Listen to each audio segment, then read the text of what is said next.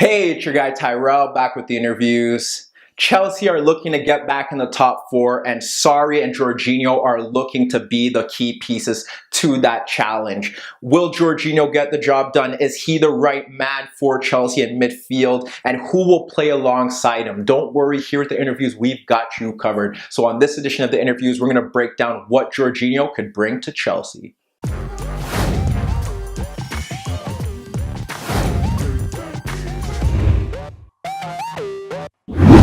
Last season's Premier League campaign was one to forget at Stamford Bridge. This summer didn't look any better. They finally got rid of Antonio Conte. They brought in Maurizio Sarri, but most importantly, with Sarri came Jorginho. He's not going to Manchester City. He's off to Chelsea. And what does this mean for the football club? What does this mean for the Premier League? Conte revolutionized the Premier League, making a lot of teams switch to a back three. Can Sarri ball work in the Premier League? And most importantly, what will Jorginho's impact be in this Chelsea side? When we really break it down, we expect Chelsea to move to a 4-3-3 like we saw at Napoli. Jorginho is going to be the key cog in that midfield. And what's important here is that Jorginho, unlike many midfielders in the top sides in the Premier League, he offers something different. He's a deep line creator. He's something that the Premier League has lacked for a very long time, and now it's back. When we look at it, you have to see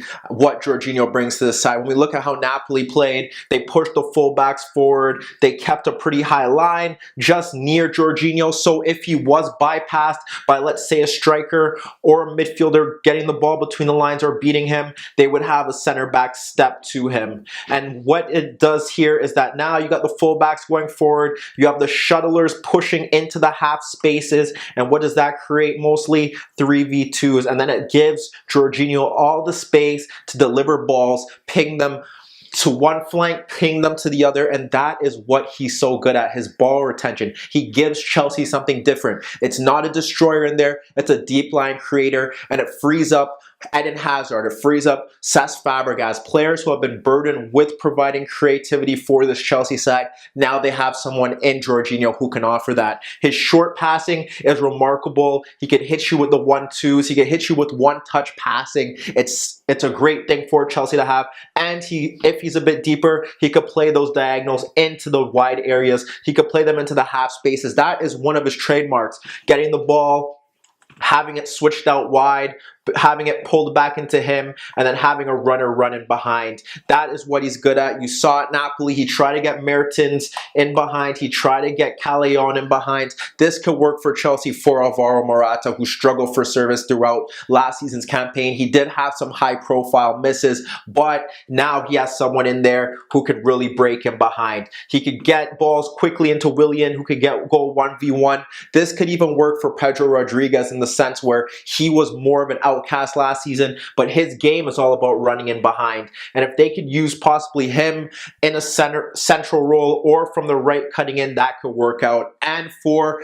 Eden Hazard, what it does is what we saw at Napoli with Lorenzo Insigne, hugging the left touchline, obviously having the freedom to cut in. It is what Chelsea are looking for. We're not too sure who their fullbacks will be, given the fact that they played with wingbacks last season. Will we see Emerson or Marcos Alonso out left? Both like to get forward. It looks like it would probably be Emerson if he's fit. At right back, you're going to think it's Cesar Azpilicueta, although Zappacosta is there for cover. You have to go with Azpilicueta there. But now you have athletic center backs. You have Jorginho sitting deeper, and not only can he play passes sideways and diagonals out to the wide areas, he could find you in between the lines. He likes to play penetrative passes. If you press him, one-man press, that usually he's able to get around it. He doesn't really lose the ball, and that's key to what Chelsea are trying to do. He is going to be the catalyst to what their attacks are built from, and it starts from deep, and that's big on him. He doesn't really like to get around the 18-yard box. When he does, he usually creeps in. We see a lot of the times where the ball is switched out wide, and then it's pulled back, and he's able to fire shots from deep on goal. That's another big aspect to him, and when he's in that role, again, like I said, long balls over into the half spaces, runners breaking in. That is what is key to Jorginho. Who plays with him? Well, at the moment, you have to think that it's going to be N'Golo Kanté playing in that Alan role, breaking forward, carrying the ball, running with it. On the other flank, in the hamstring role. At the moment, it looks like it could be Cesc Fabregas, perhaps Ross Barkley if fit. And you would have to think that if they do lure Golovin to Stamford Bridge, he could play a bit higher and be that creative fulcrum just in the final third. When you think about it from a defensive aspect, obviously Jorginho, not renowned for his tackling. He often moves laterally across the pitch. So what we saw, there's one game in particular that stems to mind last season against Juventus, Quadrado breaking forward, it's Jorginho coming across and making the difference. Long diagonal out to the left-hand side. It falls to Douglas Costa, beats his marker, Hassai, and what happens is that Jorginho comes across, makes a sliding tackle to ensure that the cross isn't delivered. He is not renowned for his ball-winning skills, but he can still do a job, and given the fact that Chelsea will most likely be looking to counter-press when they lose it, pressing from the front, he's able to intercept passes into midfield. We saw that against Manchester City in the Champions League. John Stones playing passes into midfield.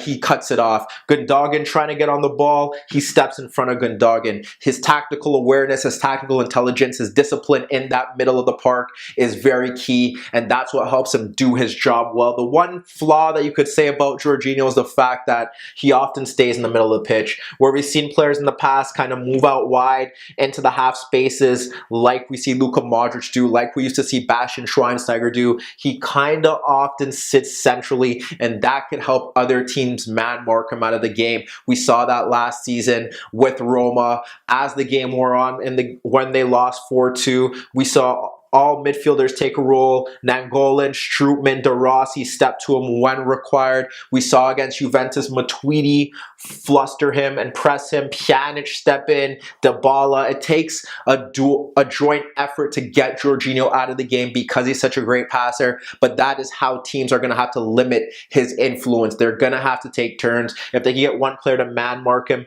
it can't work, but eventually you get tired. Eventually he gets on the ball, and even like I said, with pressure, he's able to play that one-touch pass out wide. He's able to combine with teammates, pull defenders out, play the pass, then push forward. He's the all-round ball-playing midfielder that you need in that deep role. He has the passing range to pick balls out into the wide areas. He's able to play it over the top. He could find you between the lines, and teams are going to have a problem stopping him from dominating the midfield zone. And with Chelsea's options, like I said, they could go with a creative element, bring on Golovin, Fabregas, or they could bring on, if they bring in Golovin, they can also bring on Barkley and Fabregas at the moment. If they want to go for more steel in midfield, Bakayoko, Conte just ahead of him. He's going to have the protection. He's going to have the creative support. And now it's left for Chelsea to just find the remaining pieces that they'll need to make a proper title challenge and get back in the top four.